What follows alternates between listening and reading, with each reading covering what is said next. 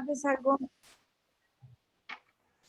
el concepto de diversidad es algo que se ha venido estudiando pues desde principios prácticamente del siglo XIX, desde que Clements propuso el concepto en 1916, y fue entonces cuando,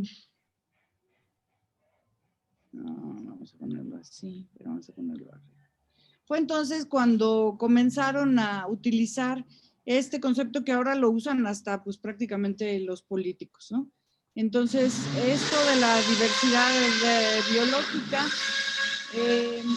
al principio Clements lo que hizo fue identificar patrones de variación espacial y temporal en comunidades, ¿no? Entonces, lo que se dieron cuenta es que al estudiar las comunidades, que como ustedes saben es un conjunto de poblaciones que están compartiendo un espacio, lo primero que se estudió prácticamente es la diversidad biológica. Y la diversidad biológica, al principio, lo que se estudiaba es los patrones de variación en espacio y tiempo, en cómo se están estructurando las comunidades, cuántas especies hay, cuántos individuos hay de cada especie, es decir, la abundancia, la variedad y la abundancia relativa de las especies.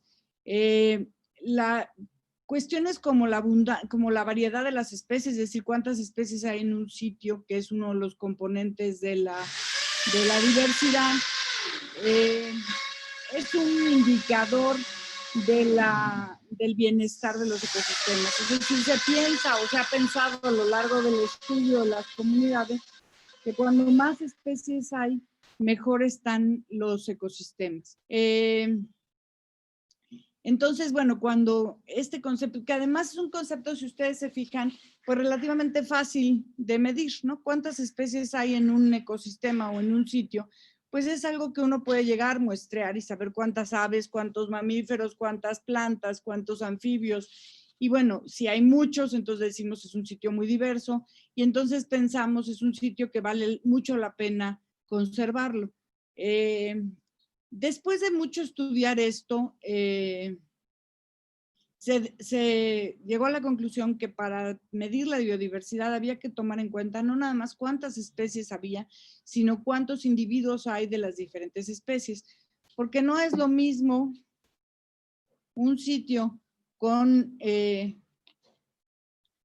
muchas, perdón, todavía no, con muchas especies, pero que de cada especie haya un individuo, a un sitio donde hay muchas especies con muchos individuos de cada una de ellas, o a un sitio donde hay muchas especies, pero solamente una tiene muchos individuos y las demás hay muy poquitas especies. Si ustedes piensan en ecosistemas antrópicos, por ejemplo, en ciudades, pues a lo mejor hay muchas especies, pero lo que dominan son las ratas, y eso no quiere decir que las comunidades tengan mucho valor biológico, porque hay una especie introducida, una especie nociva, que es la que está dominando. Ajá.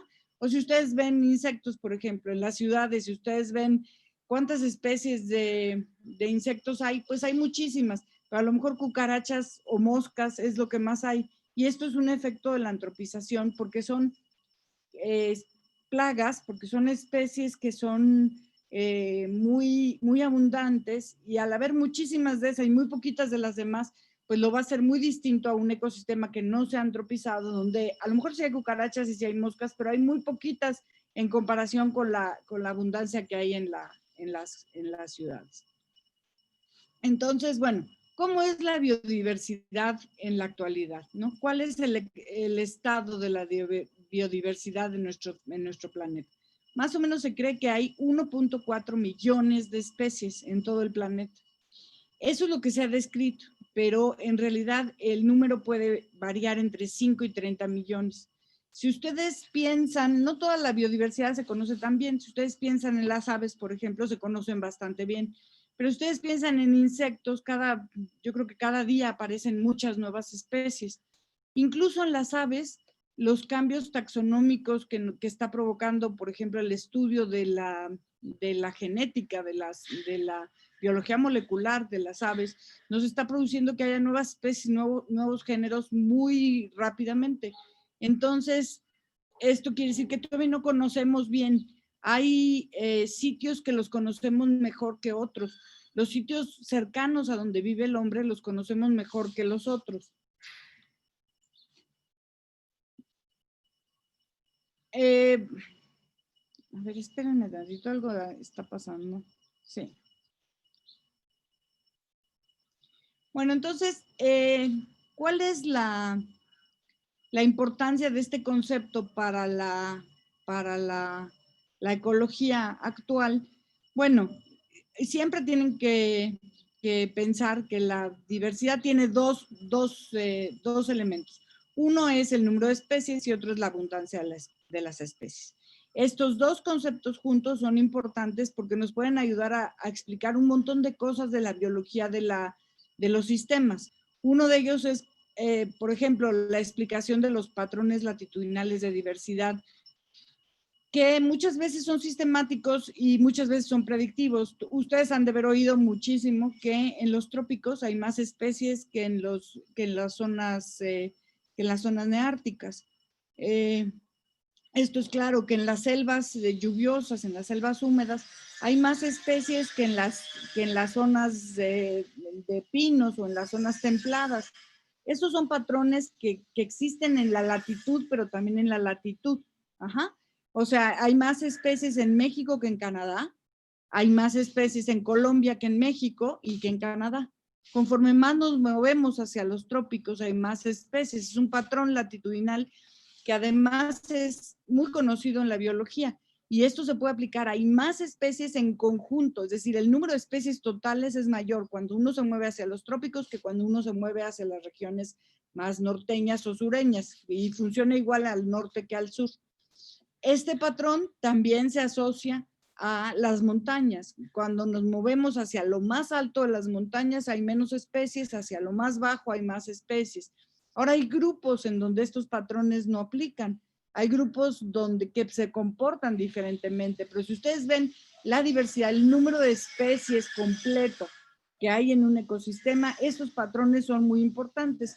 Cuando se descubrieron estos patrones, se hicieron grandes cantidades de artículos que describían cuántas especies hay de aves, de mamíferos, de reptiles, de cochinillas, de insectos, de plantas, etcétera, en los trópicos y en las regiones tropicales. Y es bastante claro y bastante predictivo que cuando más nos movamos a un sitio tropical, más especies hay. Y si ustedes lo piensan, si ustedes han estado como biólogos que son en sitios tropicales, en las selvas tropicales, si ustedes miran hacia arriba, pues la diversidad de formas de vida, de formas de crecimiento, de plantas, de aves, es mucho mayor que si ustedes van a un bosque de pino, donde es mucho más homogéneo y muchas menos especies. Entonces, estos patrones en la diversidad que se han descrito mucho, son muy importantes para la ecología y han desarrollado muchísimas teorías alrededor, ¿no? Otro es la asociación entre diversidad y área, la asociación entre especies, número de especies y área. En áreas más grandes hay más especies, pero hasta dónde esto es un patrón solamente del área y no depende de la latitud, etcétera. Toda la teoría de biogeografía de islas, que ahora la vamos a ver con un poco más de detalle. También se dice que cuando más especies hay, es más estable. Ustedes ya vieron con Claudia un poquito esto. Y todo esto se aplica muchísimo en la conservación. Si ustedes van con un diputado y le dicen, aunque el diputado sea abogado, y le dicen al diputado, es que en esta área hay mucha diversidad, esto ya lo puede usar como una bandera política para tratar de hacer conservación en el sitio, aunque no sepa qué es la biodiversidad. Es un concepto que se ha hecho tan popular que ahora todo el mundo lo está utilizando. Hay, como este concepto es muy popular, digamos, es muy conocido, hay muchas formas en las que se ha calculado los índices de diversidad. La primera forma que pensó Clemens y toda la gente que estudiaba en ese tiempo, a principios del siglo XIX, es solamente contar el número de especies. ¿Cuántas especies hay en un sitio? Es lo más fácil. Ustedes llegan y dicen, bueno, pues aquí hay 40 especies de plantas, y esta es una de las formas de medir la diversidad. Después empezó a pensar que la abundancia relativa de las especies era importante para describir qué tan diverso o no era un sitio, y después se pensó que si se combinaban los dos componentes se podría tener una mejor idea de la diversidad. Hay hasta 140 índices diferentes de diversidad.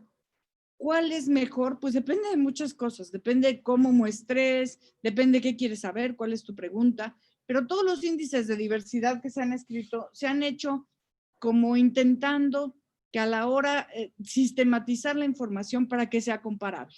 Es decir, para que podamos comparar la selva de los Tuxtlas con la selva en Colombia, necesitamos tener índices que si nosotros muestreamos de la misma manera y los calculamos de la misma manera, podamos entender cuál es más diverso y podamos comparar los sitios. Es importante el muestreo. ¿Por qué es importante el muestreo? Porque si ustedes dicen hay 40 especies, tienen que estar seguros que hay 40 especies, no 41 y no 32. Si nosotros lo que queremos es comparar sitios o lo que queremos es hacer conservación.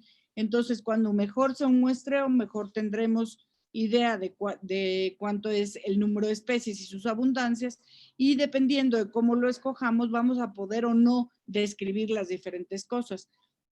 No siempre es fácil describir la abundancia. Usted ya hemos visto, vieron con Roberto en poblaciones cómo se miden estos parámetros, vimos un poquito en interacciones cómo medirlo, pero siempre el método que ustedes elijan para describir el número de especies es importante y va a tener repercusiones claras en lo que ustedes están reportando a la hora de hacer un índice. Este concepto, entonces, biodiversidad como tal, empezó a ser usado cuando en 1988 Edward Wilson, que es uno de los biólogos, ecólogos más conservacionistas que existen, lo empezó a usar. Tiene dos componentes, bio de vida y diversidad, que tiene que ver con variedad. Este concepto biodiversidad, ya no nada más diversidad sola, se ha usado en muchísimos foros. Biodiversidad en general, como lo define Wilson en 1988, es la lista de especies, y la diversidad biológica es su variedad. O sea, diversidad biológica es un concepto más amplio que biodiversidad, porque biodiversidad generalmente nada más se usa como la lista de especies, y diversidad biológica es la lista de especies más su abundancia relativa. Entonces, biodiversidad es un concepto que nos ayuda y que se ha usado mucho, sobre todo en conservación, y diversidad biológica es un concepto como más técnico, donde ya tiene los dos elementos, el de las especies y el de la conservación. ¿Cuántas especies hay en la Tierra? Pues, bueno, según algunos autores, esto varía, ustedes buscan en los libros y van a ver que hay tantos números como libros hay y como artículos hay, pero es algo así como 1.390.000 especies, que son principalmente insectos. Insectos son casi el 80% de estos números. Hay muchos protozoarios, aunque protozoarios se describen especies como si fueran niños que nacen. Hay mucho, bueno, virus, hay más que esto. Monera, virus dicen que nada más hay 1,000, y yo creo que virus en la Tierra pues hay muchísimos más. Lo que pasa es que hay muy poquitos virólogos. Yo creo que esto es algo que va a cambiar con este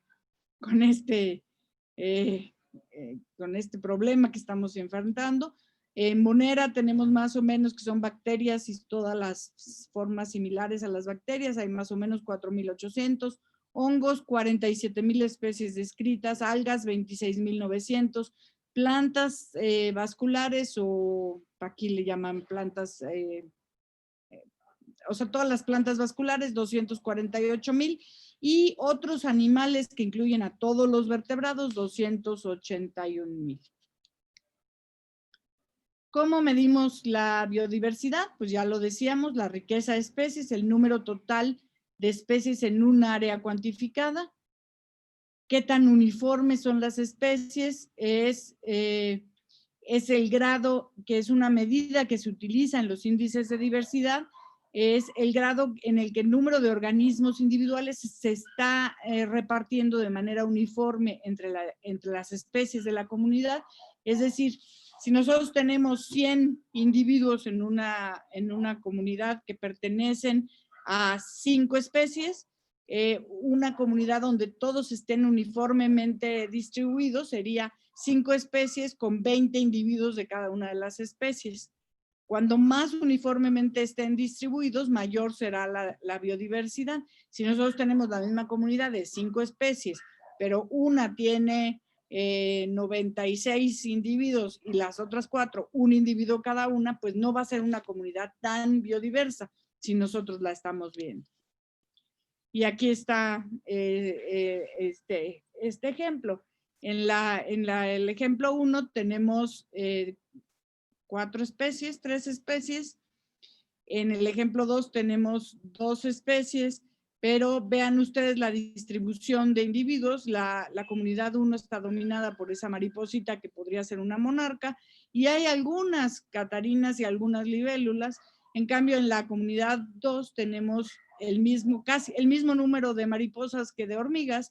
Entonces, si ustedes van, pues la probabilidad de que vean una mariposa o una hormiga es exactamente igual. En cambio, si van a la muestra 1, la probabilidad de que vean una mariposa o una catarina, pues es muy diferente. Entonces, para medir la biodiversidad también se ha usado el concepto de disparidad, que lo que hace es medir las diferencias fenotípicas entre especies, que es el resultado de las diferencias genéticas dentro de una población, y medir la rareza de las especies, es decir, qué tanto son distintas las especies en cuanto a su abundancia. Una cosa es decir abundancia, que es un reflejo del número de especies totales, y otra cosa es decir rareza, que es qué tan difícil es cuando uno hace una muestra en una comunidad encontrar una especie.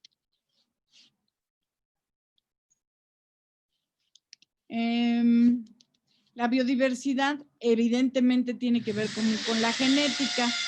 Dentro de cada población de una especie, dentro de cada comunidad, cada población contribuye con una biodiversidad que está dada por la variación entre los genes. Es decir, hay poblaciones que son muy variables en cuanto a sus genes, y esto va a hacer que el fenotipo de la especie sea muy distinto y pueda tener mayor diversidad. Puede hablarse también solamente de diversidad genética cuando nosotros estamos hablando de este concepto de diversidad. Entonces, bueno, hay dos, después de muchos índices, de estos 140 índices que les decía, hay dos conceptos que se puede considerar que son como uniformes entre todos estos índices. Uno es el número de especies, que casi todos los índices lo denotan como ese, y la otra es la equitatividad, que lo que significa es la distribución de los individuos entre las especies. Y aquí tenemos el ejemplo que yo les decía, tenemos una comunidad que está compuesta por, 4 comunidades A, B, C, D, que están compuestas por 3 especies, cada uno. Todas las comunidades tienen el mismo número de especies, pero las diferentes comunidades tienen diferentes números de individuos en las especies. La comunidad número 1 es equitativa, porque todos los sitios tienen, esta comunidad tiene 25 individuos en cada una de las especies. La especie A, B, C y D son 25 individuos de cada una de ellas. En la comunidad 2 se va alejando un poco de esta equitatividad, porque la especie A domina con 50 individuos, la especie B tiene 30, la C tiene 10 y la D tiene 10. Entonces, una comunidad que sí tiene una cierta diversidad, pero es menor porque no está equitativamente distribuida como lo tenemos en la comunidad número 1. La comunidad número 3 es la menos diversa. ¿Por qué? Porque está dominada completamente por una especie, por la especie A. Tiene una equitatividad muy baja porque casi todos los individuos, de los 100 individuos, 97 están en la especie A, 1 en la especie B, 2 en la especie C, 1 en la especie C y 1 en la especie D. Entonces, la que menos equitatividad tiene. ¿Qué es lo que nos quiere decir esto en términos de probabilidades? Si ustedes van a la comunidad número 1, su probabilidad de ver cualquiera de las 4 especies es exactamente igual, 25%. Si ustedes van a la comunidad 2, van a tener 50% de probabilidad de ver a la especie A, 30% de ver a la B, 10 a la C y 10 a la D. Pero si ustedes van a la especie, a la comunidad número 3, van a tener 97% de probabilidades de ver a la especie A, 1% de probabilidades de ver a la B, 1 de ver a la C y 1 de ver a la D. Esto lo que quiere decir es que son comunidades muy distintas, a pesar de que las 3 comunidades tienen 4 especies y tienen 100 individuos de las 4 especies. Entonces, los índices de diversidad y similitud en general siempre son lo mismo. Cuando nosotros hablamos de diversidad o de similitud, y decía uno de los maestros que a mí me dio clases de esto, nosotros como biólogos debemos de escoger siempre el índice que le entendamos, es decir, que nos refleje la biología. Los índices de similitud, ¿qué miden? Pues miden cuánto se parecen 2 comunidades. Ajá. Entonces, este índice de similitud, que es el más simple de todos, que es el de Sorensen, lo que nos dice es 2 veces las especies comunes entre cuántos hay de A y cuántos hay de B. Ajá. Es decir, ¿qué tanto se parecen? Lo único que nos está midiendo es, de todas las especies que hay en la comunidad, cuántas son comunes y cuántas son exclusivas. Cuantas más sean comunes, mayor va a ser nuestro índice de similitud. Entonces, el índice más simple. Luego hay otros índices que ya se meten con ciertos otros atributos, pero si ustedes van a aplicarlo, tienen que entender qué está midiendo. Si no entienden qué está midiendo biológicamente, no lo usen, usen otro. Lo más sencillo matemáticamente es lo que nos va a estar reflejando biológicamente qué es lo que nosotros tenemos. Un índice de diversidad, el más sencillo y el que más se usa es el de Shannon, la diversidad de Shannon. ¿Y qué es lo que nos está midiendo la diversidad de Shannon? La diversidad de Shannon lo que nos está midiendo es cuál es la probabilidad, si nosotros tenemos una comunidad, de tener una u otra especie. Y tiene 2 componentes. Uno es el número de especies y otro es la equitatividad. Simpson, que es otro índice, lo que nos está midiendo es, cuando ustedes tienen una bolsa y tienen ahí, hagan de cuenta que en la bolsa meten pelotitas de diferentes colores y cada una de las pelotitas de los diferentes colores son diferentes especies. Entonces, lo que nos está midiendo el índice de Simpson es cuál es la probabilidad de sacar una pelotita de un cierto color. Y esto es la probabilidad de encontrar una especie. Cuanto más equitativamente estén distribuidos los individuos de una especie, va a ser igual, va a ser más grande la probabilidad de que saquemos una especie, va a ser igual entre las especies. Cuando más se alejen de la equitatividad, va a haber especies que tengan poquita probabilidad de sacar individuos y otras que tengan alta probabilidad. ¿Cómo se hace para medir estos índices? Estos 2 índices, el de Shannon y el de Simpson, básicamente se basan en lo mismo, nada más que el de Shannon tiene los 2 componentes, o sea, se mide el número de especies y se mide la equitatividad entre las especies. El índice de Simpson no lo mide como tal directamente, pero sí al calcular la probabilidad de encontrar cada una de las especies, está midiendo exactamente lo mismo. ¿Cuántas especies hay y qué tan probable es encontrarlas? Ahora, ¿cómo se miden estos parámetros cuando nosotros estamos en una comunidad? Bueno, pues básicamente es lo mismo. Para medir el número de especies e individuos, se pueden hacer conteos directos, es decir, llegar a un área y decir cuántas especies de plantas hay, cuántas especies de insectos hay, cuántas especies de aves hay. ¿Cómo lo vamos a hacer? Pues depende de qué individuos queremos contar. Si nosotros lo que queremos contar es cosas que se mueven, pues vamos a tener que hacer censos visuales, censos auditivos, o poner trampas para capturar a los organismos y entonces poder hacer métodos de captura-recaptura. Todos estos métodos que vimos más o menos con detalle o que vieron ustedes más o menos con detalle con Roberto, es importante que los tengan planteados de manera muy correcta, muy precisa, cuando ustedes van a hacer su tesis y que tengan en cuenta que deben de tener réplicas de todos sus conteos. Si ustedes van a poner redes, por ejemplo, para saber la abundancia relativa de las aves, es muy importante. Ustedes ponen 12 redes, las ponen en un área de 1 hectárea, las separan por 250 metros y después las ponen y van sacando los individuos de la red. Es muy común que cuando hacemos, por ejemplo, conteos con este tipo de muestreo, los alumnos se les olvide poner en qué red encontraron a cada individuo. Y entonces lo que tienen al final del día es cuántos individuos capturaron en las 12 redes. Y lo que están haciendo al hacerlo así es olvidarse de que cada red es una réplica en su muestreo. Y entonces ya no van a tener réplicas y su muestreo estadísticamente pues va a tener mucho menos valor.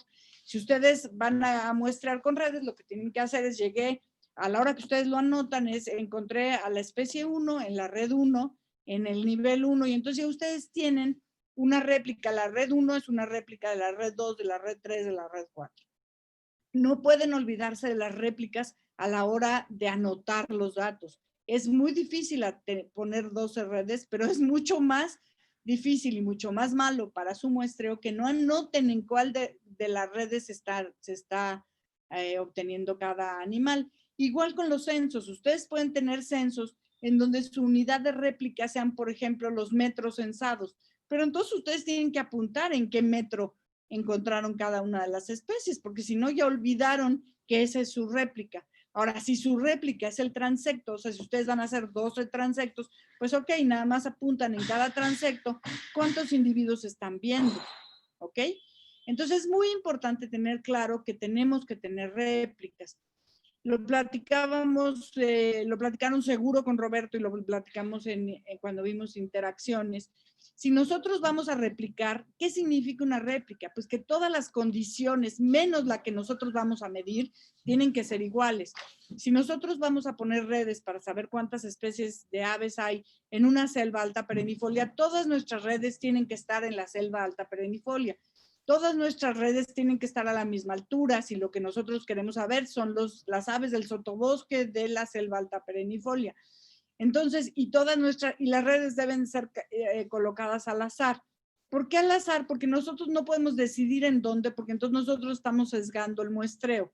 Ahora, si lo que nosotros queremos medir son los colibríes de los sotobosques de la selva alta perennifolia, entonces tenemos que poner nuestras redes en los sitios donde vamos a encontrar a los colibríes. Entonces vamos a decir, en los parches florales que encontremos y que estén distribuidos, vamos a tener 12 parches florales, en cada uno una red. Esto es un muestreo sistemático. Nosotros estamos poniendo las condiciones que nosotros vamos a muestrear y en esas condiciones nosotros vamos a poder estar midiendo qué tanto es replicable nuestro muestreo.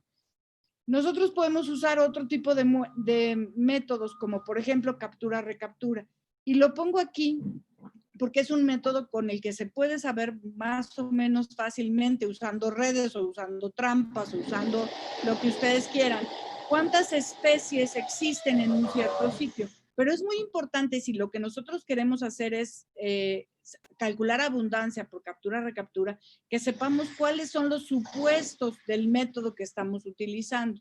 Es muy común si ustedes estudian, por ejemplo, ratones, poner trampas Sherman, estas trampas donde pones comida y los animales entran a buscar comida y refugio, después marcarlos cortándoles una falange o poniéndoles algún tipo de marca. Es muy importante que ustedes tomen en consideración para su análisis cuáles son los supuestos de cada uno de los métodos. Muchas veces los métodos de captura-recaptura tienen el supuesto que las poblaciones son cerradas. Si ustedes están estudiando cualquier cosa que se mueva, es muy difícil decir que la población es cerrada. Incluso si ustedes están usando plantas, Es muy difícil asegurar que la población es cerrada. Entonces tendrían ustedes, antes de comenzar el muestreo, que saber cuáles son los supuestos que ustedes cumplen, cuáles son los supuestos que ustedes no cumplen, para luego poder utilizar correctamente la estadística para poder describir los datos que están teniendo. Es muy común ver estudios en la literatura en donde se hacen métodos que son realmente tortuosos y después a la hora de analizarlos no se puede analizar prácticamente nada y no se puede analizar prácticamente nada porque no se hicieron de manera sistemática. Hay muchos estudios así, en aves hay cantidades de ejemplos. Hay gente que, por ejemplo, puso redes en sitios sumamente diversos para tratar de calcular la abundancia relativa de las especies y cada vez que iban ponían 24 redes en diferentes tipos, 12 en bosque y 12 en las partes fragmentadas, por ejemplo. Lo hicieron durante 8 años, mes con mes, pero nunca anotaron en qué red cayó qué bicho. Entonces, pues es muy penoso, pero sus 12 redes tenemos que tratarlas no como réplicas, porque no sabemos qué cayó dónde, sino todo como una sola muestra. Entonces solamente tenemos una muestra contra una muestra, y a la hora de hacer estadística, pues eso nos quita muchísimo el poder estadístico. Alguna vez me tocó tratar de analizar unos datos así, y es muy complicado porque dices, bueno, si lo hicieron durante 8 años, vamos a intentar que un año sea réplica de otro. Pero resulta que los años no es muy fácil que sean réplica uno de otros. Y no, 8 años muchas veces no nos da para que sean estadísticamente réplicas unos de otros. Si nosotros tuviéramos 60 años de datos, pues a lo mejor.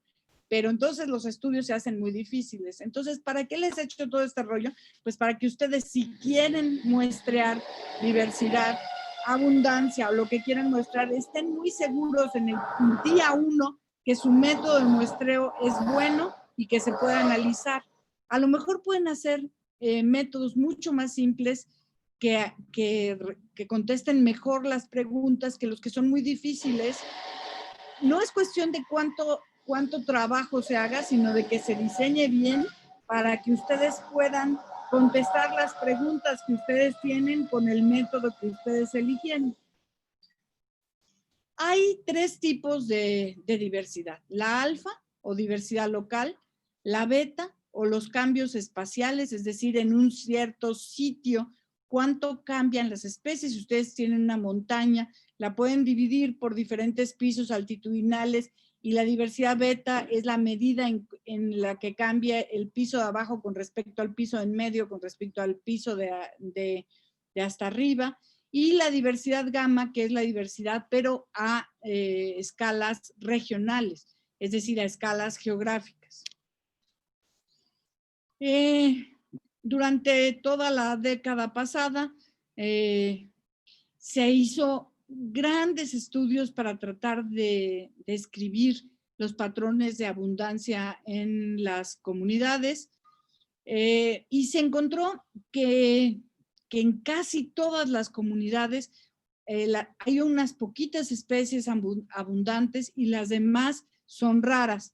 Basado en esto, se hizo Whitaker en 1970 en un libro que se llama Comunidades y Ecosistemas, que es uno de los primeros libros en donde se habla de este nivel de organización en la ecología. Propone que la abundancia relativa de las comunidades, que está representada en esta gráfica en el eje de las Yes, es muy parecida en todas las comunidades y se puede describir, según Whitaker, en 3 maneras. Una que se llama el modelo de la vara partida, otro que se llama el modelo log normal y otro que se llama el modelo geométrico. En el modelo de la vara partida, si ustedes se fijan en los ejes, aquí está la importancia relativa en el eje de las Y y en el eje de las X es la secuencia de especies. Aquí lo que nos está diciendo es prácticamente todas las comunidades que Whitaker está resumiendo en esta gráfica tienen poquitas especies muy abundantes y muchas especies poquito abundantes. En el modelo de la vara partida, lo que tenemos es poquitas especies abundantes, muchas especies raras, y bueno, se dice, o Whitaker lo que propone es que la vara partida se aplica para comunidades que son uniformes, con especies, muchas especies, si ustedes ven, están aquí en la parte media de la barra. Hay muy poquitas especies abundantes, poquitas especies raras y casi todas están formando parte como de un grupo de especies que son muy similares entre sí, cuyas abundancias relativas son muy similares. Entonces, en este modelo lo que él dice es muchas especies en esta comunidad son similares en cuanto a su abundancia y se están repartiendo los recursos de manera más o menos homogénea. El modelo log normal, lo que dice Whitaker es que la abundancia, aquí la abundancia de las especies depende de la tasa intrínseca de crecimiento de cada especie y de su densidad inicial. Es un modelo que dice que no hay, digamos, que muchas especies que sean equivalentes, es como un continuo. Hay especies abundantes y sigue habiendo especies un poquito menos abundantes, un poquito menos, un poquito menos, un poquito menos, y esto se distribuye de manera log normal en un continuo. Pocas especies tienen altas densidades y hay un continuo hacia las especies que tienen poquita densidad. Pero no es como aquí, que muchas especies están en medio, poquitas especies son más raras y poquitas especies son abundantes. El geométrico lo que dice es que la primera especie, la más abundante, se queda con todo el recurso. La siguiente especie, la abundancia entre esta y esta es un salto muy grande y así hay muy poquitas especies en esta comunidad y la distribución de los recursos es mucho menos homogéneo que lo que teníamos en la vara partida o en la log normal. Esto lo propuso Whitaker en 1970, estos tres modelos. En el principio, en 1970, se pensó que estos modelos eran tan generales en las comunidades y eran tan generales porque dependían de los atributos de las especies, de los atributos biológicos.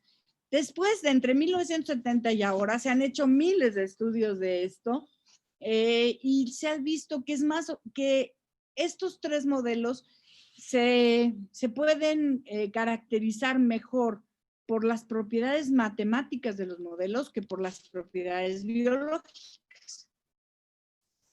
Y entonces que en la vida, en la realidad, lo que pasa es que las comunidades pueden estar en un continuo entre estos modelos.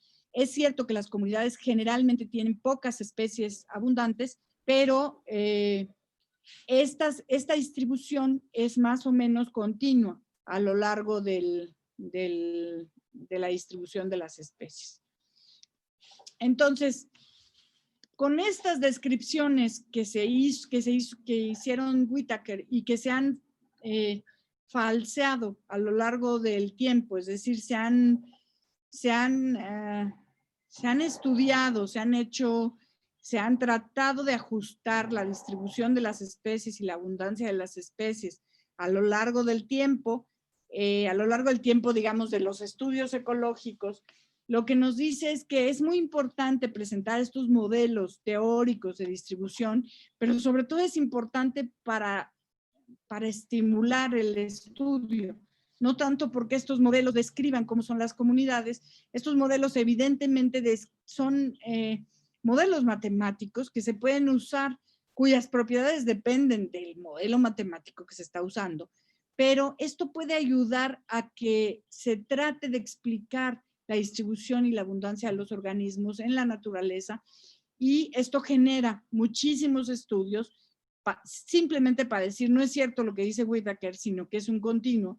Pero entonces en ese tiempo se ha generado grandes cantidades de estudios de ecología de comunidades que lo que nos permiten es conocer mejor estas comunidades. Entonces los modelos matemáticos con los que se inició el estudio de la ecología principalmente son importantes porque nos pueden decir muchas cosas biológicas de las comunidades más que matemáticas puras.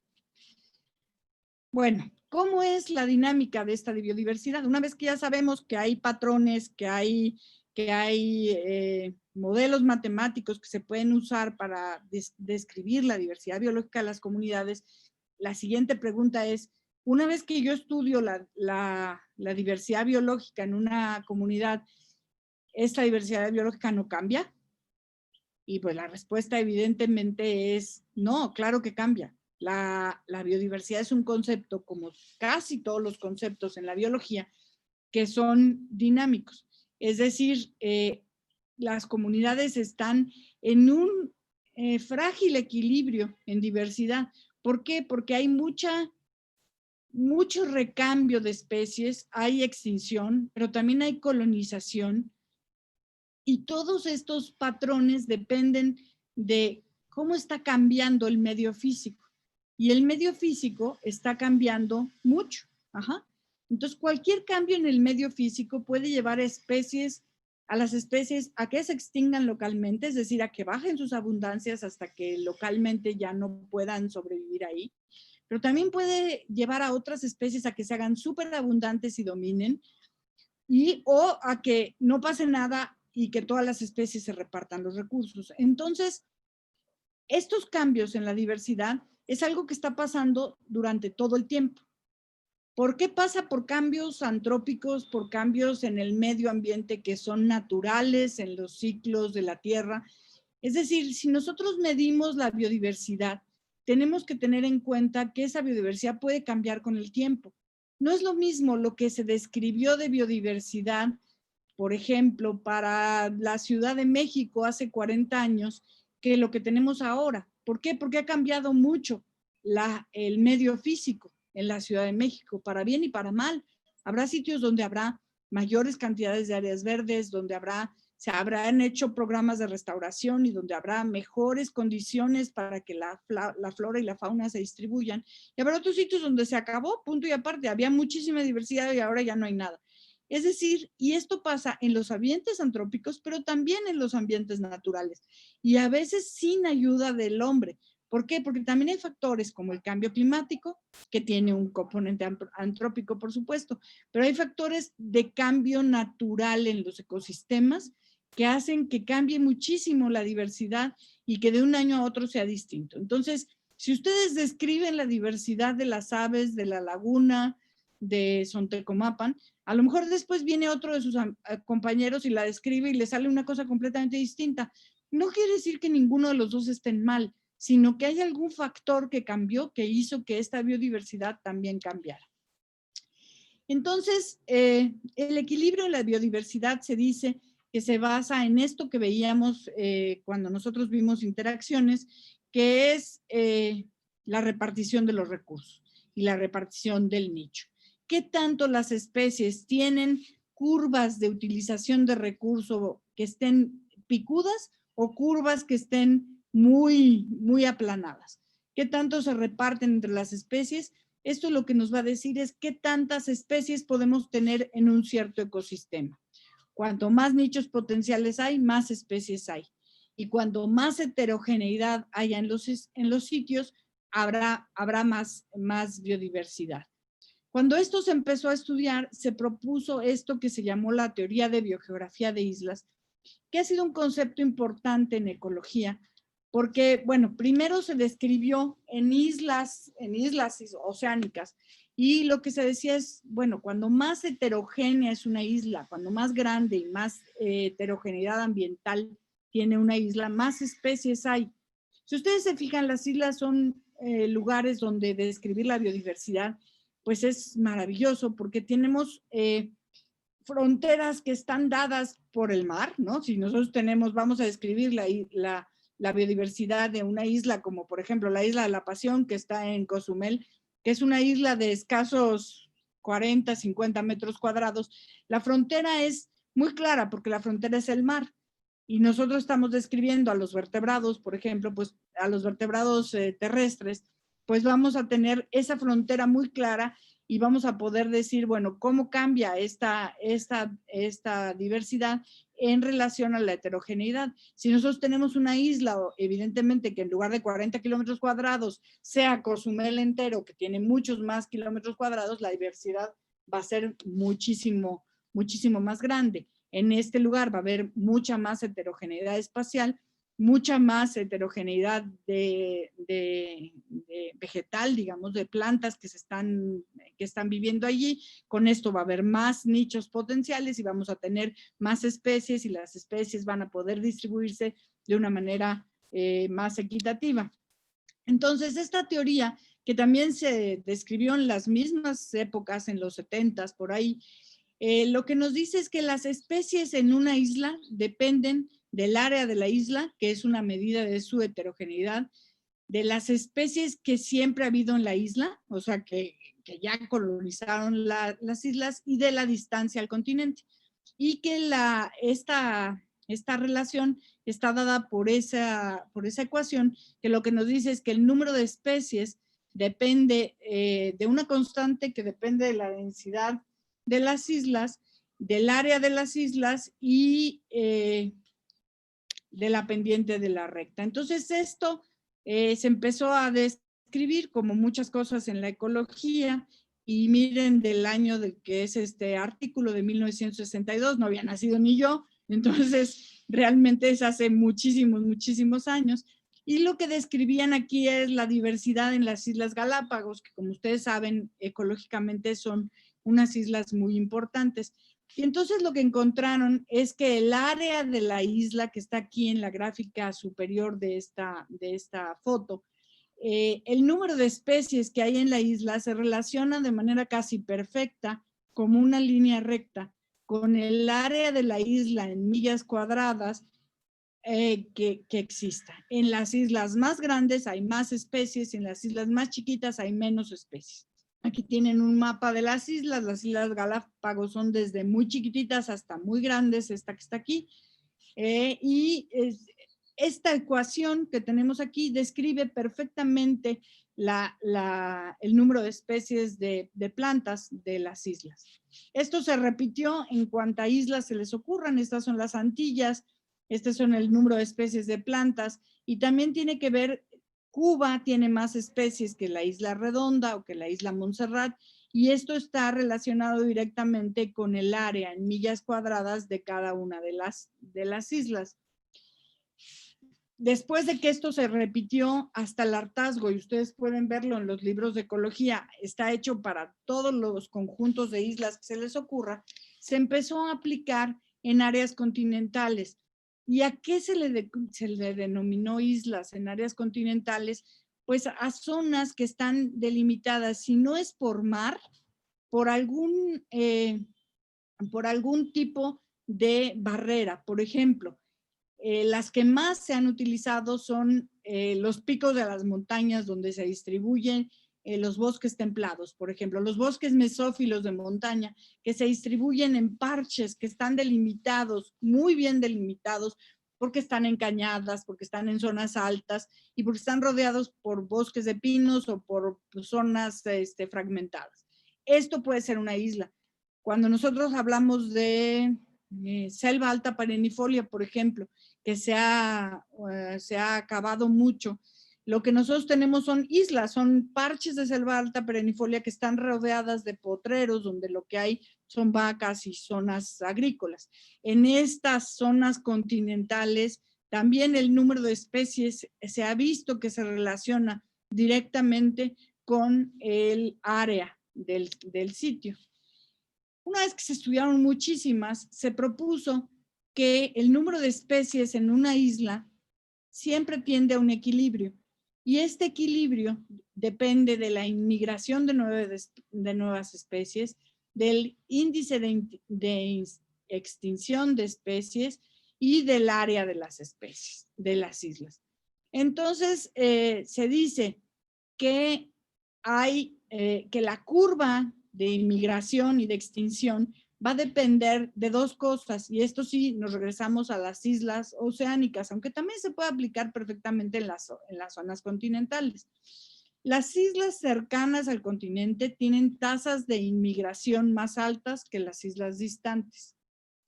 Las islas pequeñas tienen tasas de extinción más altas que las islas grandes. ¿Por qué? Porque las islas pequeñas, por ser pequeñas, son menos heterogéneas.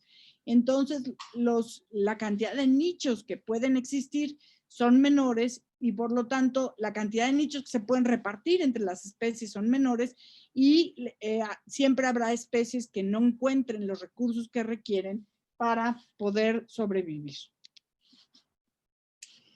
Esta teoría de biogeografía de islas también detonó gran cantidad de estudios y sobre todo los estudios de fragmentación de ecosistemas terrestres por efectos antrópicos, se enmarcaron en esto. ¿Por qué? Porque si nosotros tenemos un conjunto de áreas de selva alta perennifolia rodeadas por potreros, nosotros podemos saber su área y nosotros podemos saber qué tan lejos o cerca están del continente.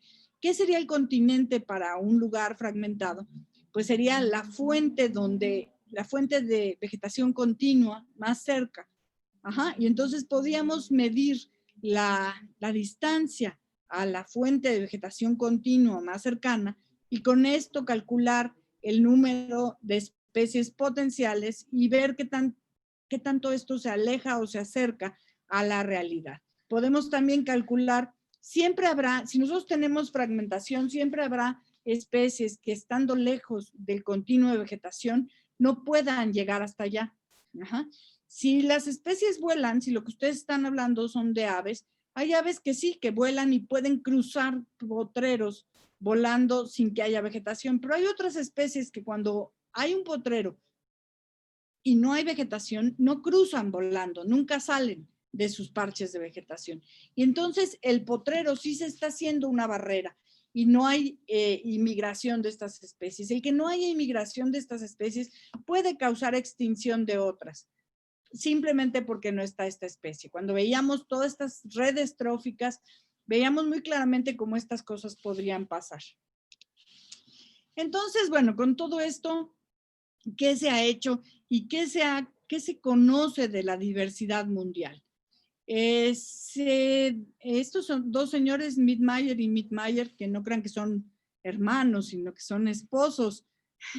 Y entonces la esposa en Estados Unidos siempre toma el apellido del esposo y por eso hay muchos que son así, Grant y Grant o Mittmeyer y Mittmeyer. Estos dos personajes describieron una cosa que se llama megadiversidad. Y ellos dijeron, bueno, sí, la diversidad biológica es muy importante, pero para poder describir la diversidad en la Tierra hay que tomar en cuenta otro parámetro que es la diversidad cultural. Y entonces definen megadiversidad con dos componentes, la diversidad biológica y la diversidad cultural. Y con eso ellos definen que en el mundo que tenemos aquí representado de manera plana, hay 12 países que son megadiversos. ¿Cuáles son los países que son megadiversos? Estados Unidos, México, Colombia, Ecuador, Perú, Brasil, Sudáfrica, Venezuela y el Congo. Si ustedes ven esta lista que pone Mittmeyer y Mittmeyer en 81 como los países megadiversos en la Tierra, es decir, que tienen mucha diversidad biológica y que tienen mucha diversidad cultural, ustedes lo pueden entender si hablan de México, de Colombia, de Ecuador. Hay muchísimas especies biológicas, pero también hay muchos grupos étnicos. También hay una gran diversidad cultural en Perú, en Brasil, en Venezuela, en el Congo. Y ustedes, yo la primera vez que leí esto dije, bueno, pero se equivocaron. ¿Cómo pusieron Estados Unidos? En Estados Unidos no hay diversidad biológica mucha, ¿no? Si lo comparan a Estados Unidos con Brasil o con Perú o con incluso México, pues nos queda mucho a deber en cuanto a diversidad biológica. Y bueno, diversidad cultural pues casi no tienen, porque resulta que exterminaron a todos sus grupos étnicos que tenían en Estados Unidos continental. El problema es que Estados Unidos creo que es de los poquitos países que siguen teniendo un imperio, ¿no? Y que tienen colonias en otras zonas del mundo. Y tienen dos colonias que son muy importantes para su biodiversidad y para su diversidad cultural. Una es Puerto Rico, que es parte de Estados Unidos, y la otra es nada menos y nada más que Hawái, un grupo de islas muy megadiversas y muy diversas en en diversidad biológica, pero también muy diversas en biodiversidad cultural. Entonces, claro, cuando ponen estos dos elementos de colonialismo en su geografía, en Estados Unidos, pues entonces sí se hace un país megadiverso. Si ustedes nada más piensan en Estados Unidos continental, no podría estar en esta lista acompañando a estos países que en efecto tienen una diversidad muy grande. Hay países donde hay, en estas partes del mundo, en la parte, digamos, de Indonesia, de las grandes islas, Madagascar, la India, Filipinas, y bueno, el país más grande del mundo, China, pues son muy ricos en biodiversidad, tienen grandes cantidades de diversidad biológica y muchos de estos también tienen grandes cantidades de diversidad cultural. Si ustedes piensan en China, un país enorme y que además tiene muchos ecosistemas y además tiene muchos grupos étnicos, pues no podemos dejar de pensar que es un lugar diverso en el mundo. Pero bueno, para ponerlo en el contexto, ¿no? Porque no, es muy difícil comparar países porque los países tienen muy diferentes superficies. Entonces, China es el país más grande del mundo, tiene por ahí de 9 millones de kilómetros cuadrados de superficie. Estados Unidos está cerca, 9.372.000 por todas sus colonias, incluido Alaska, Hawái, Puerto Rico. Brasil le sigue, Australia, India, la República Democrática del Congo, que antes se llamaba Zaire, y México. Miren, México realmente es el 7º país del mundo con mayor superficie, con casi 2 millones de kilómetros cuadrados. Es decir, somos muy grandes en cuanto a kilómetros cuadrados. Si nosotros nos comparamos con países como Ecuador, que tienen 283.000 kilómetros cuadrados, es muy chiquito. Si nos comparamos mismo con Malasia, con Papúa, con mismo Colombia, tenemos casi 1 millón de kilómetros cuadrados más que lo que tienen ellos. Nosotros, en cuanto a diversidad, ¿no? Si ustedes ven en esta gráfica, Brasil, ¿dónde está Brasil aquí? No, Brasil tiene 8 millones de kilómetros cuadrados, México casi 2 millones de kilómetros cuadrados. Cuando nos vamos a la biodiversidad, Brasil tiene entre 50.000 y 56.000 especies descritas. México tiene entre 18.000 y 30.000 especies descritas. Es decir, tenemos muchas especies descritas en cuanto a diversidad biológica. Si nosotros vemos en la siguiente columna cuántas especies tenemos endémicas, México tiene un montón, fíjense, de entre 18.000 y 30.000 especies descritas, entre 10.000 y 15.000 son endémicas, es decir, más o menos entre el 4 y el 6% de nuestras especies de plantas superiores son endémicas. Esto es de plantas nada más. Hay entre 18.000 y 30.000 especies de plantas. Brasil tiene como entre 6.6 y 7.6 de plantas endémicas. México tiene entre 4 y 6, es decir, está entre los países más, con mayor diversidad de plantas y con mayor diversidad de plantas endémicas. Si nosotros vemos el número de vertebrados, ay, ya se me fue aquí, el número de vertebrados que tenemos en los diferentes países, aquí está dividido entre mamíferos, la primera columna, aves, reptiles, anfibios, y el total de vertebrados excepto peces, y luego los endémicos, esto nada más es vertebrados terrestres, digamos. Brasil tiene en total 3.131 especies de vertebrados terrestres, México tiene 2.500, Indonesia tiene 2.800 y Colombia 3.300. Pero si nosotros vemos grupos como por ejemplo los reptiles, México tiene 717 especies, Brasil tiene 468. Si nosotros vemos los anfibios, México tiene 284 especies, Brasil tiene 517. Si nosotros vemos aves, México tiene 1.050, Brasil tiene 1.600, mamíferos 1.450 y Brasil tiene 524. Es decir, Hay un patrón claramente que tiene que ver con la latitud, como el que se ha descrito, es decir, Brasil, Colombia, todos los países que están más cerca del Ecuador van a tener una mayor diversidad, pero hay grupos que por sus patrones, sobre todo de endemismo, son mucho más diversos en sitios más alejados del trópico, como México. Ajá, por ejemplo, los reptiles. Nosotros somos el primer país del mundo en cuanto a diversidad de reptiles. Estamos entre los, creo que somos, no somos el primero, creo que somos como el cuarto en cuanto a diversidad de reptiles, pero no en cuanto a diversidad de aves, porque los patrones de diversidad de aves están más correlacionados con diversidad debida a los patrones latitudinales. Si nosotros vemos los países, los primeros 12 países del mundo en cuanto a endemismos, en cuanto a invertebrados sin peces, México es el tercer lugar, ¿no? ¿Cuántas especies endémicas de vertebrados hay en México? 802, y esto lo pone atrás de Australia y de Indonesia. El porcentaje de endemismos en México es muy alto, hay muchas especies endémicas.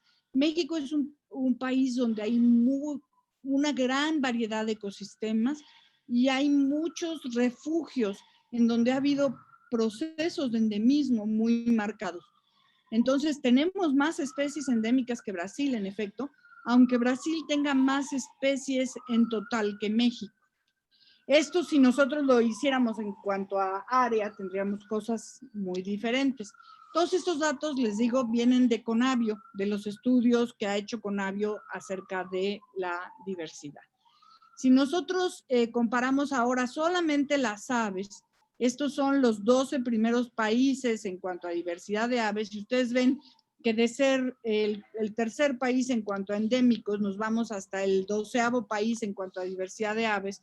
El primer país en el mundo en cuanto a diversidad de aves es Colombia, el segundo es Perú, el tercero es Brasil, Ecuador, Indonesia, Venezuela, India, Bolivia, China, la República Democrática del Congo, Kenia.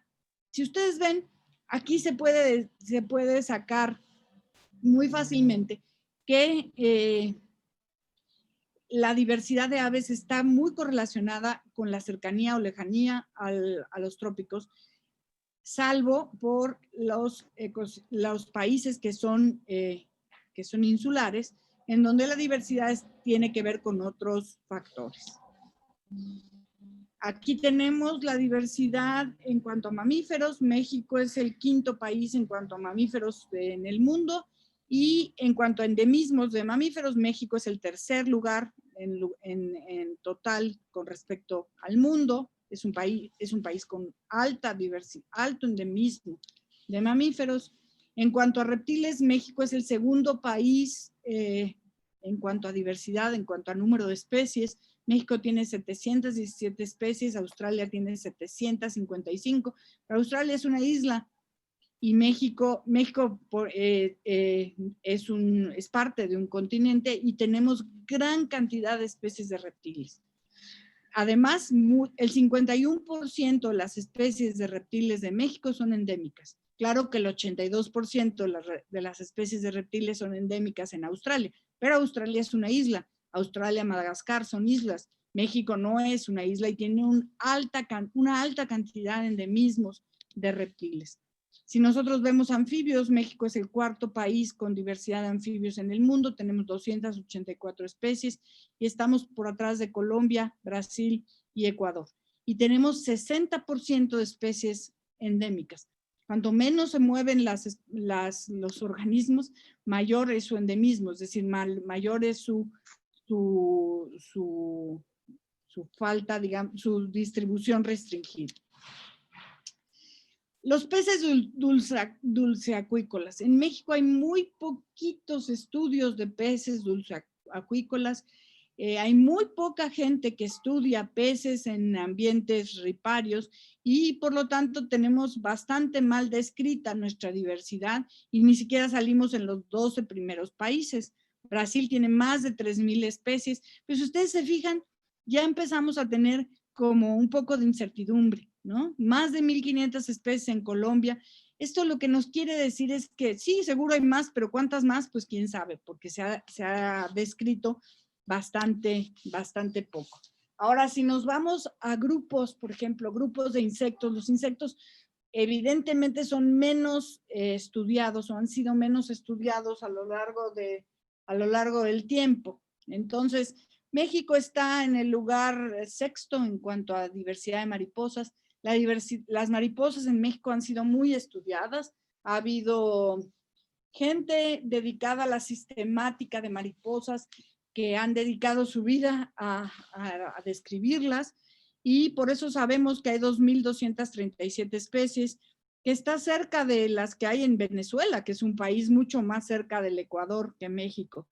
Ahora, ¿qué tantas especies hay? Claro, es un reflejo de qué tantos especialistas hay. No hay tantos especialistas en mariposas como hay especialistas en reptiles o como hay especialistas en mamíferos. Entonces, o en aves. Entonces, está menos conocido. Al estar menos conocido, pues, donde hay más especialistas es donde hay más especies, porque es donde más se han estudiado y más se han descrito. Nosotros, bueno, ahora se hacen índices, ¿no? De cómo son los países en cuanto a su diversidad y endemismo. Brasil, y este es un índice, estos son los 12 países que tienen mayor diversidad en cuanto a diversidad y endemismo conjugado. Y entonces, ¿cuál es el país que más tiene? Es Brasil, que tiene mucha diversidad, mucho endemismo, y entonces es el país más megadiverso, digamos, en otra definición de megadiversidad. Pero si ustedes ven, México también es un país que está entre estos 12 países más diversos en cuanto a diversidad biológica y en cuanto a endemismos.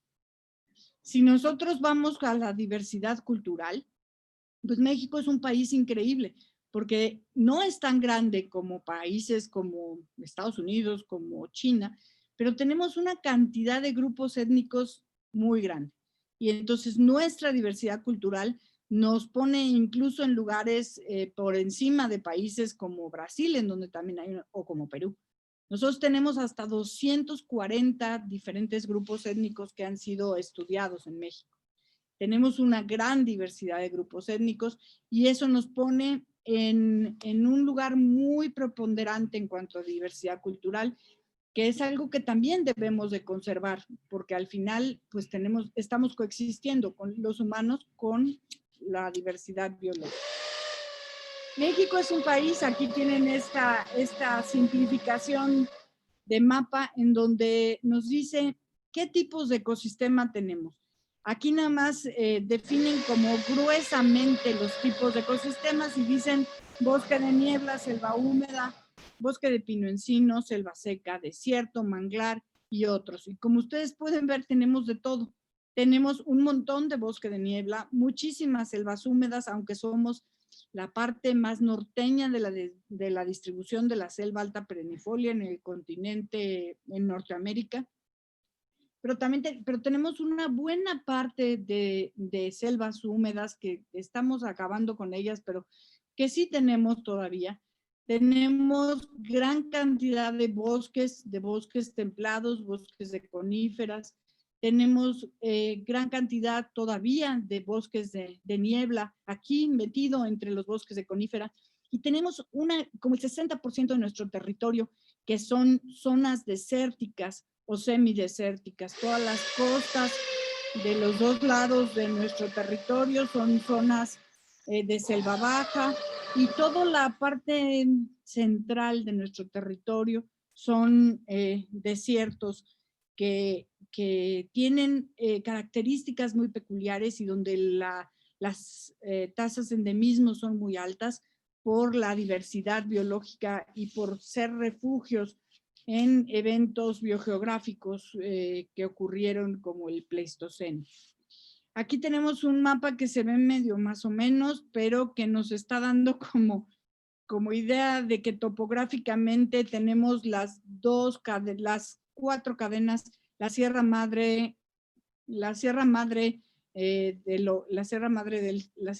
del Sur, aquí vamos a empezar por el sur, la Sierra Madre Occidental, la Sierra Madre Oriental, el eje neovolcánico, el eje volcánico transversal. Todas estas cadenas montañosas lo que hacen es dividir al país por un lado, y darnos ambientes distintos. Las vertientes hacia el mar de las selvas están dominadas por una vegetación mucho más, que se caracteriza por ambientes más húmedos que las zonas centrales, donde la humedad que proviene del mar cae sobre las zonas montañosas, y aquí son zonas mucho más áridas, amplias y muy bien distribuidas. Tenemos penínsulas en donde, muy distintas, esta península tiene un efecto de aridez por la península de Baja California, por su situación respecto a la latitud y a los procesos que aquí tenemos. Y esta península, que no, además es una península muy flaca, digamos, y que también tiene una cadena montañosa al medio, la península de Yucatán, que es plana, que es muy kárstica y que tiene, por lo tanto, la humedad pasa mucho más fácil de un lado al otro.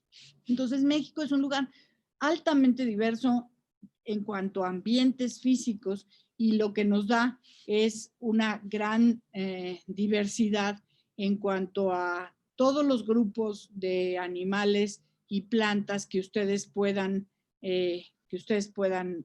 obtener. Tenemos, además, en todos los grupos de animales que conocemos en México, tenemos amplia representación de especies que vienen del neártico y del neotrópico. Aquí tenemos las especies mesoamericanas de los grupos de vertebrados, que son muchas, ¿no? ¿Cuántas de estas están en México?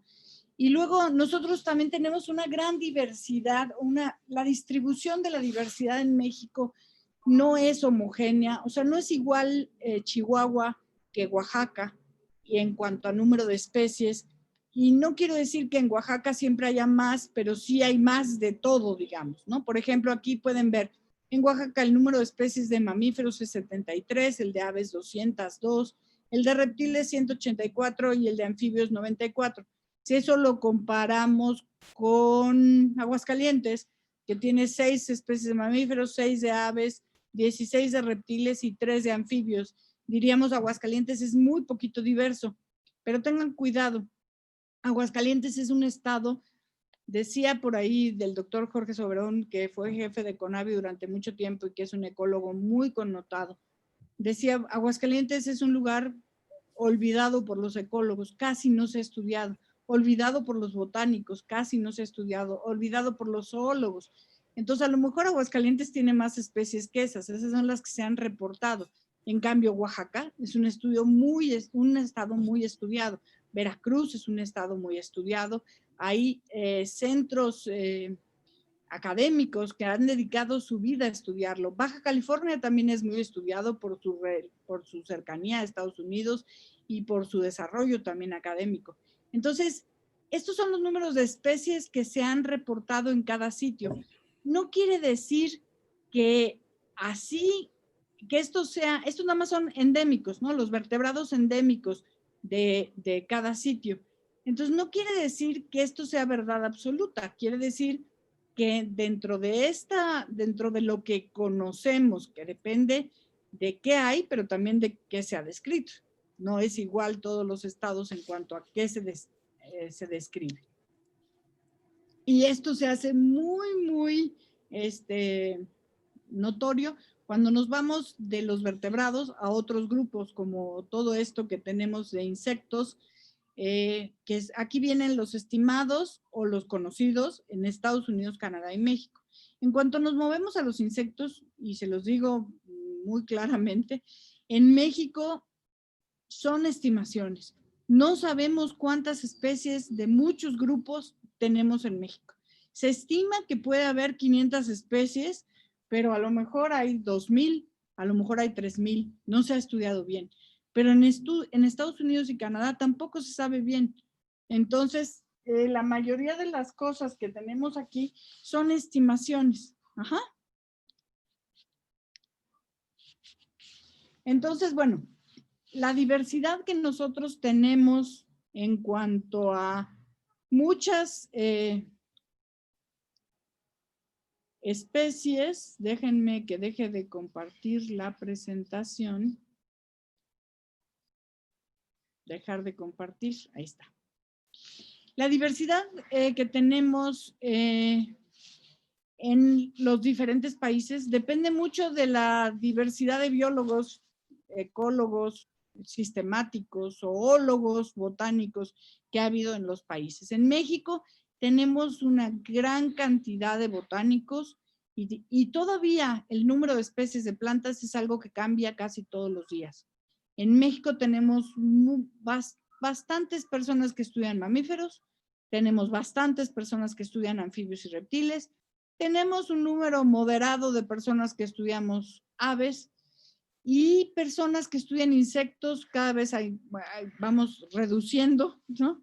Hay poquitos y entonces todavía hay mucha necesidad de estudiar la diversidad biológica.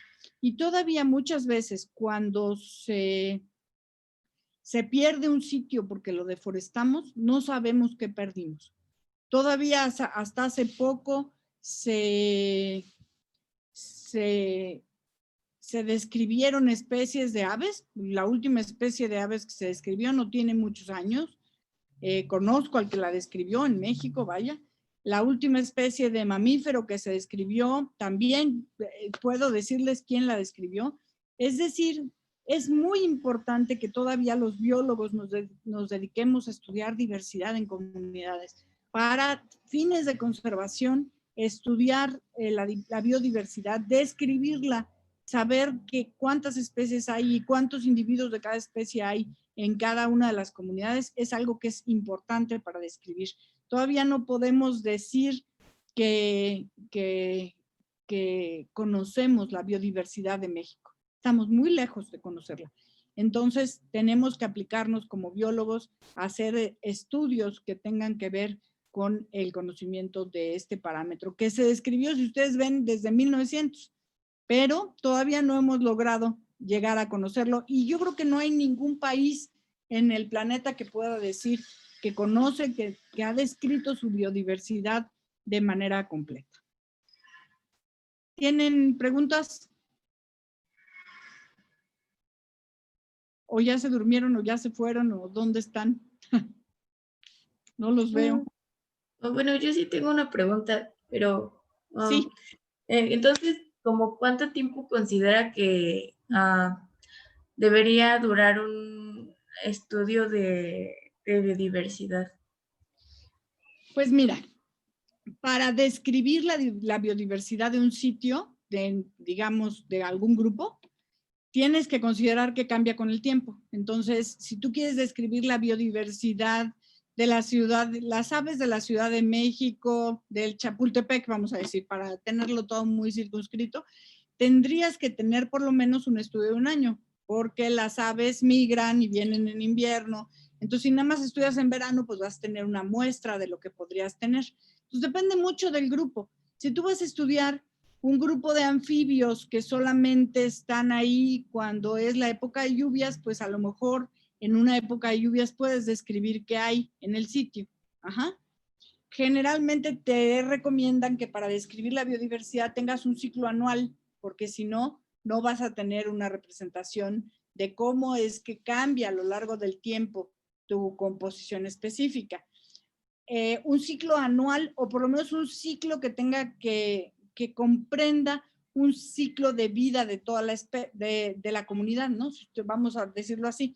Si nosotros estamos pensando en aves, pues tienes que tener los migrantes de invierno, los migrantes de verano, los residentes y hacer el estudio de todos, porque si no solamente vas a tener un subconjunto. Ajá. Si tú vas a hablar de anfibios que tienen, que digamos que su vida se restringe a la época de lluvias, porque todo lo demás lo pasan en algún estado de resistencia, pues entonces si estudias la época de lluvias vas a tener todo. Ahora, no quiere decir que tengan que estudiar un año para tener todo. Pueden decir, vamos a estudiar las especies residentes en el Pedregal de San Ángel. Y entonces a lo mejor con que estudien 4 meses tendrán todo.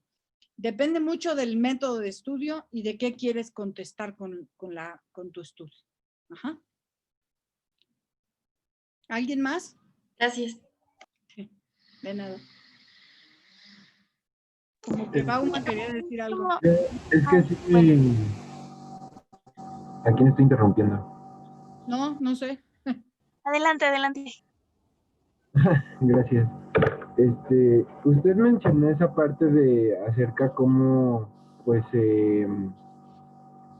Estados Unidos, pues, fue apropiándose de estas islas para entrar en, pues, en estos catálogos, pero a su vez yo estaba pensando más bien, ahora sí que el movimiento de tropas, o la globalización misma, pues debe de haber afectado de alguna forma todos los lugares que se colonizaron en su momento, ¿no? Sí, claro. Tan solo aquí en América pues no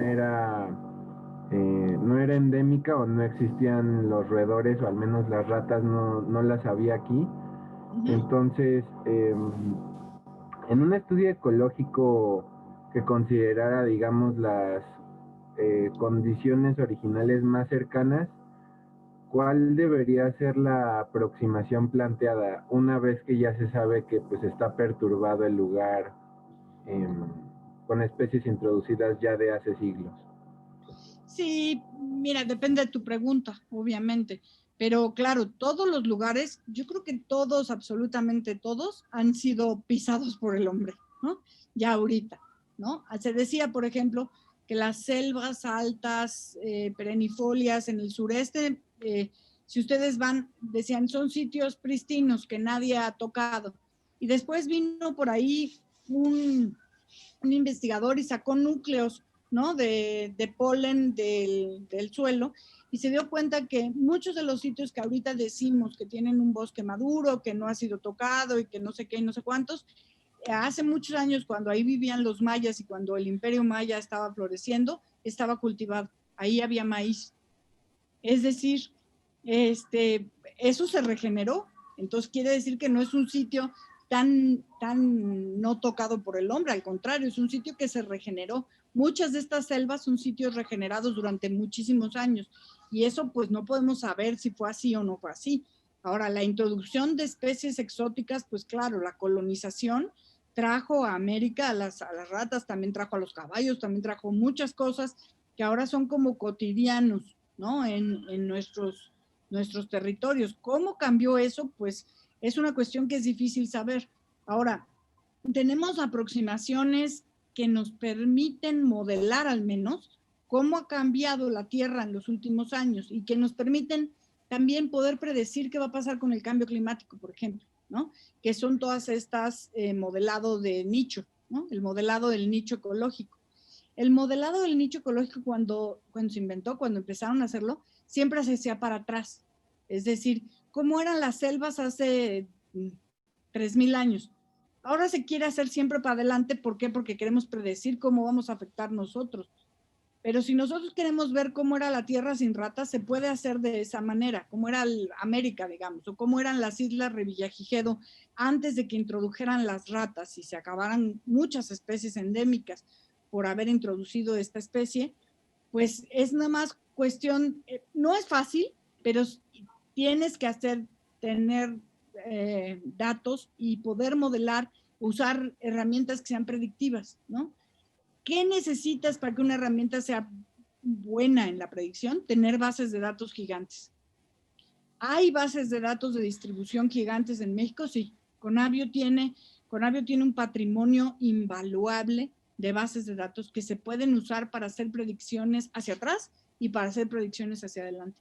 Y eso es muy importante. Se han sacado muchísimos artículos y recientemente se ha usado cuestiones como la ciencia ciudadana, por ejemplo, todas estas bases de datos que tienen que ver con, con la gente registrando aves, por ejemplo. A la gente normal, no biólogos, les gustan mucho las aves. Y en Estados Unidos, donde la gente se retira en edades tempranas y tiene, digamos, tiempo libre porque tiene una situación económica pues buena a la hora de retirarse, se pueden dedicar a cosas que les gusten y a muchos les gusta observar pájaros y durante muchos años han reportado sus listas y ahora las han subido a internet y se han hecho modelaciones realmente increíbles usando sus datos. Se hacen expertos. No se necesita ser biólogos para hacer esas listas, no se necesita ser biólogo para describir la biodiversidad. Sí necesitas un biólogo que te enseñe, yo estoy segura, porque si no haces cosas horrendas. Pero todas estas bases de datos gigantes que tenemos de diversidad se pueden usar para predecir y para tratar de modelar hacia adelante y hacia atrás. La única manera, porque si no tendrías que tener estudios completos antes y después de tener las introducciones, y creo que solamente en algunos estudios donde, por ejemplo, en Krakatoa, ¿no?, que explotó el volcán y se tenían todos los datos de la diversidad antes de la explosión y después de la explosión, ahí tenemos estudios de sucesión, de cómo llegaron, cómo colonizaron, pero es un experimento natural que se da pocas veces en la vida, ¿no? Y así como eso, ¿se pueden hacer también estudios de regeneración entonces? Sí, claro, nada más que necesitas tener, bueno, si lo que quieres es ver qué tan bien funciona tu regeneración, deberías de tener datos de antes. Eso sí se tiene, ¿eh? Se han empezado a hacer ahorita cuestiones, por ejemplo, de plantar bosques, ¿no? Hacer regeneración, ¿no? Hacer regeneración, digamos, por mano del hombre, en lugares que el hombre deforestó y después van y plantan y entonces miden cuántas especies, cuánto se tardan, cómo es la sucesión de las especies, de las interacciones, y se pueden tener estudios a largo y mediano plazo muy interesantes de cómo hacer regeneración o reforestación natural para tener mejor las interacciones, ¿no? Por ejemplo, una cosa que proponíamos con algunos de mis estudiantes es cuando están haciendo regeneración de bosques templados, lo que plantan son pinos o encinos cuando mejor nos vaya, ¿no? Entonces hacen bosques, sí regeneran, digamos, los ingenieros forestales lo que quieren regenerar es el bosque para usar la madera, pero entonces hacen bosques que solamente tienen pinos porque nada más plantan pinos. Y todas las interacciones que hay en los bosques templados naturales, como por ejemplo los colibríes y las plantas que visitan, pues no tienen ninguna oportunidad porque lo único que se plantó fue pinos. Si en estos bosques que se regeneran para uso, para maderables, se plantan plantas de colibríes, por ejemplo, en el sotobosque, puedes regenerar las interacciones.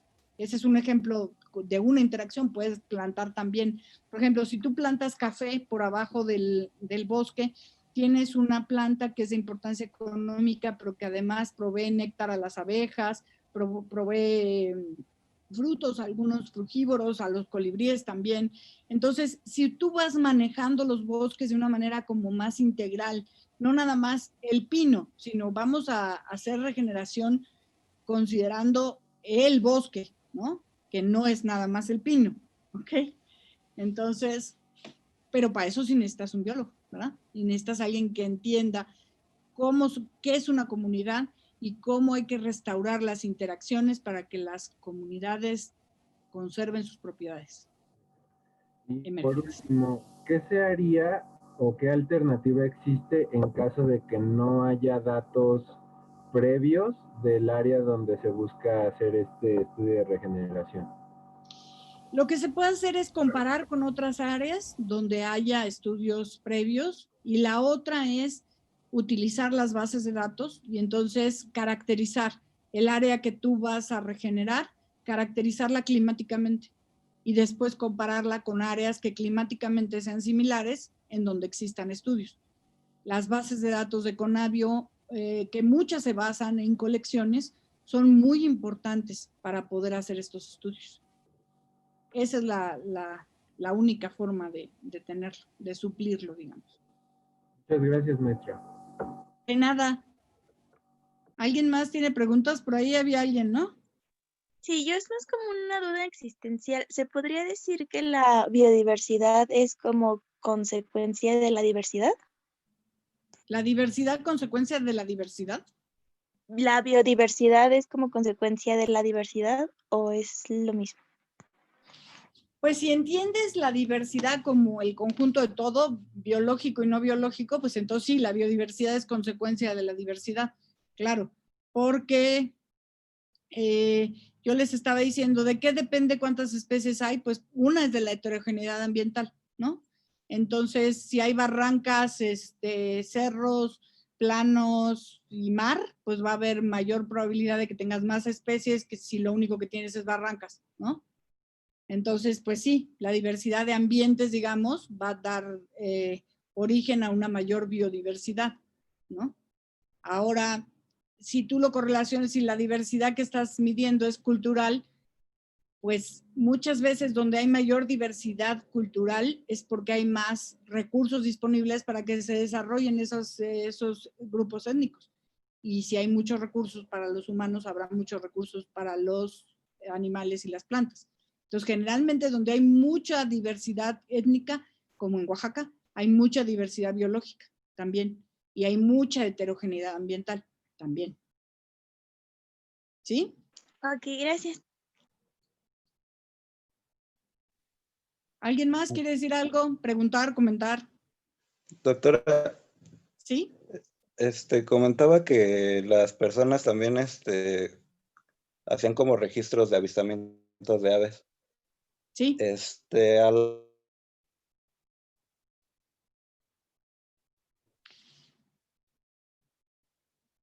No te escucho. ¿Ustedes sí lo escuchan? No, parece que se cortó un poco. esos datos sí son confiables, o sea, sí puedes darse. Mauricio, nada más oí la primera frase y la última. Oímos, ¿puedes repetir, por favor? Mauricio, ¿puedes repetir, por favor? O si gustas también escribir en el chat, igual también puede ser que se pueda aclarar un poco. Cualquiera Sí, de los dos, claro, porque bueno, te lo digo. entrecortas. Bueno, mi pregunta era si los datos que la gente toma como avistamientos se pueden ocupar en un estudio serio de aves. Sí, claro. De hecho, los estudios de avistamiento, lo que se llama ahorita ciencia ciudadana o lo que se ha llamado ciencia ciudadana, son estudios que no se pueden tomar así como directamente, ¿no? Hay muchas plataformas donde los ciudadanos comunes pueden registrar sus avistamientos, pero todas estas plataformas tienen como un primer filtro, siempre tienen una persona que está revisando qué registras. Entonces, si tú registras, por ejemplo, si entran en Conavio, hay una cosa que se llama Ver Aves. Bueno, eso puede registrar cualquier persona. Pero si ustedes están en Chihuahua y ponen que vieron un pavón, ¿no? Que solamente hay en Chiapas, y lo pueden tratar de hackear el sistema y hacerlo. Están en Chihuahua y ponen pavón y hay una persona que está revisando los registros y te dice, ¿estás segura, Coro Arismendi, que viste pavón en Chihuahua? ¿No? ¿Qué estás fumando? ¿Cómo crees? ¿No? Y entonces ya tú dices, no era un pavón, era una gallina. No, bueno, está bien. Entonces me equivoqué. Pero siempre hay como una persona que está revisando los registros en cuanto a distribución. Puede haber cosas raras, sí es cierto. En la Ciudad de México, por ejemplo, hay registros de cosas tan extrañas como tucanes, pero son escapes. O sea, la gente compra tucanes en el mercado de Sonora y luego le caen gordísimos porque son sucios, porque son ruidosos y entonces los suelta en Chapultepec y entonces ahora resulta que hay tucanes en Chapultepec. Bueno, es un escape, no es un resultado de la distribución natural, pero siempre hay una persona que está validando los registros, valida por distribución, y una vez en la distribución puede haber cosas que son muy raras y entonces generalmente cuando tú reportas una cosa muy rara en una de estas plataformas, se ponen en contacto contigo y te dicen, Coro Arismendi, ¿estás segura que viste fulanita cosa? Y entonces ahí ya empiezan a averiguar quién es Coro Arismendi, conoce a los pájaros o no conoce a los pájaros. Si no conoce a los pájaros, se pudo haber confundido con otra especie. Y entonces ahí hay una interacción para tratar de dilucidar.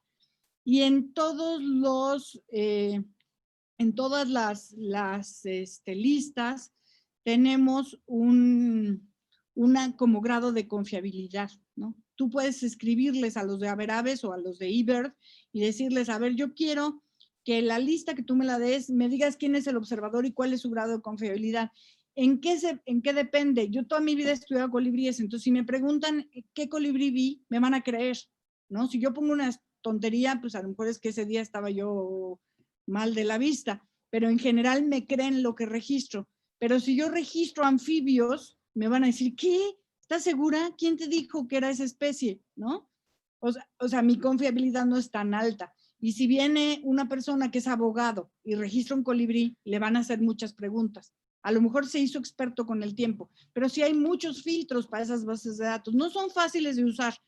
Muchas veces le dan a uno la base de datos, le dan a uno los registros de confiabilidad y uno tiene que decidir en quién confía y en quién no confía. Y hay que hacer reglas para hacer esto, pero sí se puede, claro que sí. Gracias, profesor. ¿Algo más?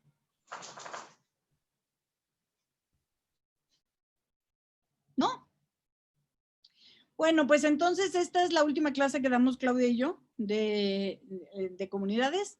Va a dar Salomón Ecosistemas y van a tener, va a regresar Claudia el jueves a ponerles el examen de comunidades, que va a ser muy facilito, por supuesto, como todos los exámenes, somos bastante buenas con los estudiantes y ustedes son muy buenos estudiantes. Quiero darles las gracias por haber estado con nosotros y por tomar clases en línea, que no es lo más bonito ni lo más fácil que existe en este planeta. Gracias y los veo al final para darles sus calificaciones, porque claro que al final, después de que Salomón les dé ecosistemas, regresamos y tenemos las calificaciones listas para todos ustedes. Ya casi se acaba el semestre, ya casi llegan al final, muchachos. Felicidades. Gracias. Muchas gracias. Gracias, doctora. Hasta Gracias, luego. profesora. Gracias a usted. Gracias por todo y nos vemos el jueves y nos vemos al final del curso a darle sus 10 que se van a sacar. Esperemos. Gracias. Muchas A gracias. usted. Gracias, doctora. Hasta luego. Hasta luego, Sí. gracias. Doctora. Buen día.